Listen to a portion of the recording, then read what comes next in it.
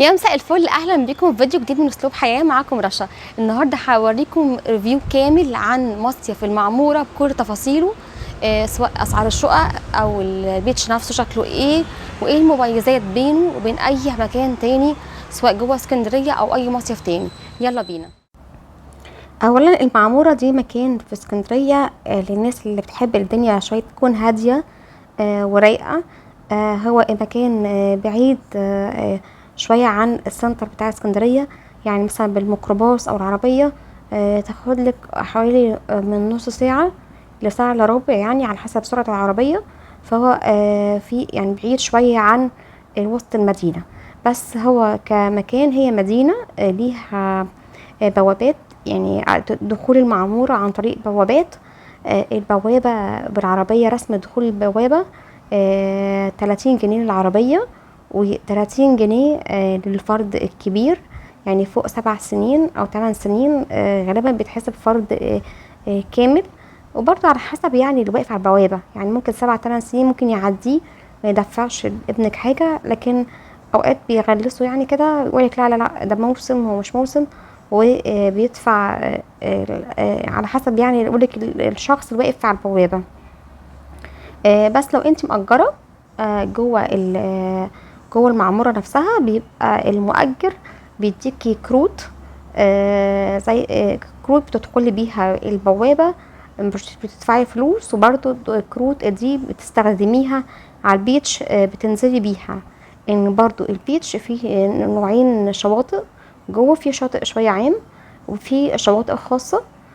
فالكارت اللي معاكي اللي انت مأجرة بيه بتنزلي بيه الشاطئ الخاص، مش بتدفعي فلوس.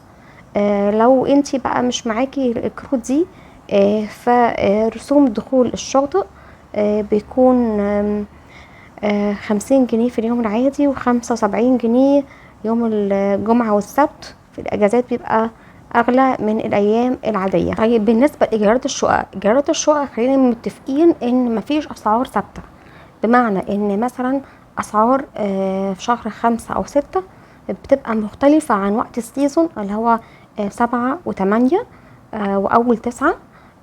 فالأسعار بتختلف من الموسم لموسم وعلى حسب وقت السيزون كام. بس مبدئيا يعني الأسعار بتبقى تعلى أكتر وقت السيزون، طبعا بتزيد. بس يعني أنا التصوير ده كله ده كان في أواخر شهر 6، فأنا هقول لكم على الفترة دي كان يعني الأسعار أخبارها إيه. يعني في شقق ب500 جنيه الإيجار في اليوم، ب500 جنيه في اليوم. بس دي بتكون بعيدة شوية عن الشاطئ، يعني مثلا بتكون داخلة جوه شوية. يعني كل ما الشقق قربت من البيتش يعني والشاطئ كانت قريبة، كل ما طبعا من سعرها كان أزيد.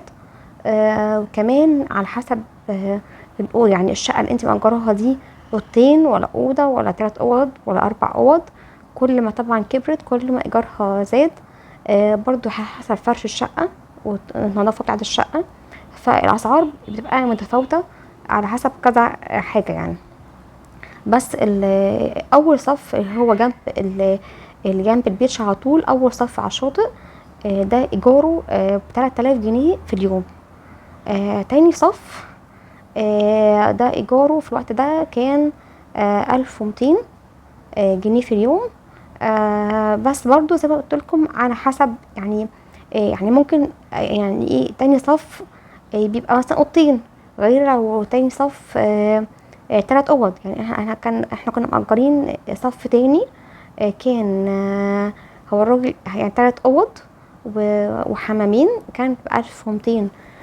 بس يعني انا اعتقد يعني ان هو وقت كمان شهر 7 و8 ممكن هيزود الاسعار، هتزيد في المعموره كلها. بس يعني ومره اجرنا قبل كده السنه اللي فاتت كان جوه، كان برضو السعر اقل. هي ميزه الشقق يعني مثلا لو في شقه 3 اوض او 4 اوض او اي حاجه، دي ينفع تكوني مثلا بتاخدي مثلا معاكي اختك او يعني قرابه درجه اولى، وتكونوا مع بعض وتصيفوا مع بعض وتقسموا السعر مع بعض. دي بتبقى ميزه. كمان ميزه ان هو طبعا في الشقق الايجار الناس اللي معاها عيال كبيره بيقولك لا، يعني تفرق عن مثلا بتوفر ان انتي تأجري في قرية ولا في فندق. يقولك لا، اطفال فوق 12 سنة يتحسبوا طفل، وتحت 12 انت لما بتأجري شقة بتطلعي بره الموضوع ده خالص، براحتك، بتدخلي طفلين، بتدخلي 3، بتدخلي 4، عايزة تاخدي اختك معاكي في الشقة اوكي يعني. فبتبقى الدنيا مفتوحة، غير طبعا الفنادق، فبتبقى اوفر بكتير. يعني الميزه في المكان يعني هو رايق جدا وحلو قوي. كمان الهوا بتاعه، عايز اقول لكم في يوم نزلت فيه في اسكندريه نفسها، ما كانش هوا جميل زي الهوا في المعموره. يعني ميزه الهوا هنا، عايز اقول لكم انا هنا دي هنا بوابات بتاعه الاسكندريه من بره. يعني هي ليها سوري بتاعه المعموره، هي ليها كذا بوابه، يعني المعموره كلها ليها كذا بوابه. بالنسبه للمواصلات، انا مره نزلت من شاطئ المعموره هنا، تطلع عند البوابه من بره، بتبقى في ميكروباصات نازله وسط البلد. يعني اخدت الميكروباص نزلت بيه لغايه مكتبه اسكندريه. كان تكلفه الفرد في الميكروباص 7 جنيه، يعني عم افتكر 6 أو 7 جنيه حاجه زي كده.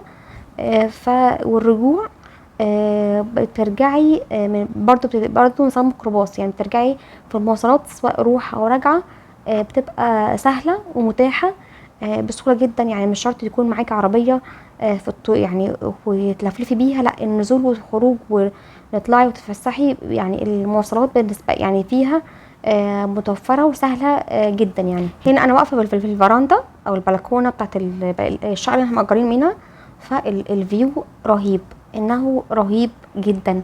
عايز اقول لكم انا كل يوم صبحيه كده اول حاجه بعملها بعمل كوبايه القهوه وبقعد في الفرندا، بحس مش عايزه اتحرك، يعني الهواء رهيب جدا. عايز اقول لكم يعني في شهر 6، يعني اللي متابعني وعارفني انا اصلا من اسوان، فالجو نار. يعني انا بكلم اهلي بيقولوا لي احنا بنتسلق. هنا انا كنت بتغطى بشال، تخيلوا. يعني احنا الشقه اللي احنا مأجرينها ما فيهاش، مش مركبين مروحه، يعني مش تكييف، لا، مش مركبين مروحه اصلا في الشقه. ورغم كده بنتغطى بكوفرتات في عز شهر اخر 6، بردانين بنتغطى بكوفرتات، والصبحيه العيال ملفوفه كل واحد بشال وكل واحد بكوفرته، تحس الجو سقع سقع يعني. بس الجو جميل جدا. يعني كنت صبحيه اصحى اعمل كوبايه قهوه واقعد كده، انا بحب القرايه، بحاول اقرا كده وادرس شويه حاجات. فالجو حقيقي رهيب جدا وممتع جدا جدا. هنا ده البيتش. هنا زي ما قلت لكم يعني هي رايقه. يعني الشاطئ يعني هتلاقوا فيه ده الشاطئ الخاص. احنا طبعا بندخله بالكارت، احنا مأجرين من واحد، وبمدينا كروت بندخل بيه البيتش الخاص، مش بندفع اي فلوس. هي بس احنا داخلين، ف مثلا احنا 4 افراد مثلا، بيدينا 4 كراسي وشمسيه، وبتدي تبس للشخص اللي بيجي يركب لك الشمسيه ويحط لك الشمسيه، تديله مثلا تبس. يعني بياخدوا تبس على حسب، يعني 25 30 على حسب يعني هما اقل حاجه يعني بياخدوها 25، مش بيرضوا باقل من كده. بس يعني شايفين الناس اللي في البحر رايقه رايقه. يعني انا عايز اقول لكم وقت لما نزلت وسط البلد شفت بيتش يعني زحام نمل. لكن هنا في المعموره بتبقى الدنيا رايقه جدا وهاديه. الناس اللي بتحب، يعني في ناس بتحب الزحمه يعني كده بتستمتع بالناس. لكن لو في ناس لا، مش بتحب الدنيا زحمه، بتحب الدنيا هتبقى هاديه ورايقه.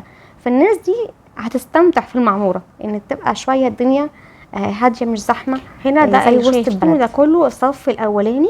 كل الصف الاولاني بيبقى ليه زي حديقه او جنينه كده حوالين البيت، ومن الناحيه التانية برضو يعني ده ظهر الصف الاولاني، وفي الوش بيبقى برضو جنينه تبع البيت او تبع العماره او تبع الفيلا او يعني تبع المنشأ.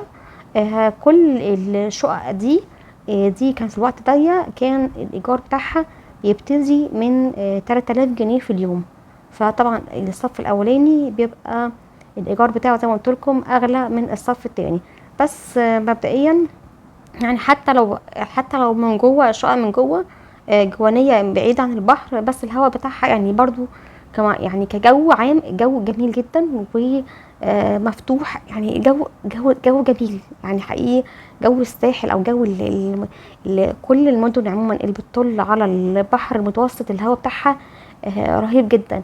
ده مختلف عن اي حته في الغردقه، مثلا الغردقه البحر الاحمر والحته دي الجو سخن، لكن عند منطقه الساحل البحر المتوسط بتبقى الجو ساقعه وفعلا يعني جميل. يعني يا بخت اهل اسكندريه بالجو بتاعهم في وقت الصيف، يعني مالناش دعوه بوقت الشتاء، وقت الصيف يا بختهم بقى بجو السقعه والجمال ده.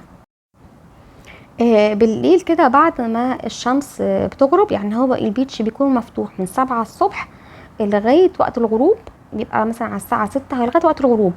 بعد وقت الغروب كل الكافيهات، كل المكان اللي على قدام عند الرملة عند الشاطئ بيكون بيتعمل كافيتريات. كوقت كافيتريا يتفتح كافيتريا، عايزين تدخلوا تشربوا مشروب تمام.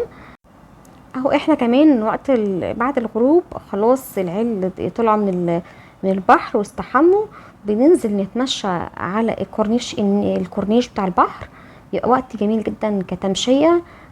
كمان في متاح ان احنا نكون العيال بيأجروا عجل او سكوتر وبيلعبوا كمان على الكورنيش. عايزين تدخلوا كافيه تمام، عايزين تتمشوا، الناس اللي بتحب التمشية بيبقى جو جميل ووقت حلو قوي. في على الممشى او على الكورنيش بتاع البحر نفسه.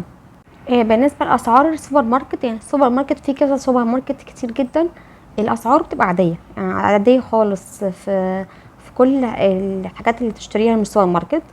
وبرده في سوق بيتباع فيه خضار وفاكهه. بصوا يعني انا ساكنه في اسوان، اوكي، فالاسعار في اسوان معروفه ان هي في الخضار والفاكهه والحاجات دي اغلى من اي محافظه تانية.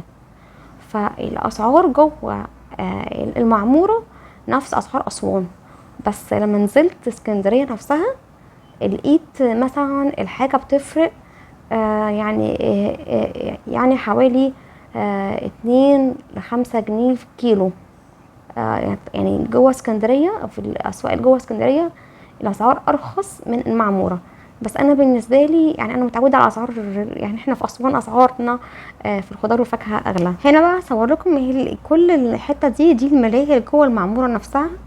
برضو الكارت اللي بيكون معاكي بيدخلك للملاهي، لمنطقه الملاهي بدون اي رسوم، بس لو مش معاكي كارت بتدفعي 10 جنيه للفرد كرسم دخول. بس عموما جوه الملاهي في العاب، كل لعبه ليها سعر مختلف. لو انت عايز تلعبيها في حاجات ب15 10 15 يعني 20 على حسب كل لعبه ليها سعر. بس تحقيق ملاهي كبيره جدا والالعاب اللي فيها ممتعه، يعني من ملاهي كبيره مش ملاهي صغيره، لا ملاهي كبيره ويعني فيها كل الالعاب، سواء الاطفال الصغيره يعني هيلاقوا حاجات يلعبوها، والناس اللي بتحب المغامرات اللي زي كده هيلاقوا برضو حاجات يستمتعوا فيها. يعني لا ملاهي عجبتني قوي والعيال اتبسطوا فيها جدا. وبرده كأسرة هتلاقي حاجات لعب تلعبوها كأسرة، مثلا زي اللعبة دي عبارة عن كباين بتلف كده ببطء شديد جدا، فينفع ان انا كأسرة لو معايا اطفال صغيرة ينفع نكون نركب فيها. ويعني في لعب للأسر، يعني الناس اللي بتخاف من الحاجات السرعة والحاجات الصعبة، ففي لعب مناسبة ليها. لو وصلت معايا لغايه الفيديو ده، لو استفدتي باي معلومه او استمتعتي باي حاجه بتنسوش تعملي لايك عشان الفيديو فيديوهات كتيره عن المصايف والصيف سواء في الغردقه او في اسكندريه. فعلي زر الجرس على الكل عشان تشوفي كل الفيديوهات اللي بتنزل. فيديو جديد من اسلوب حياه. ربنا معاكم.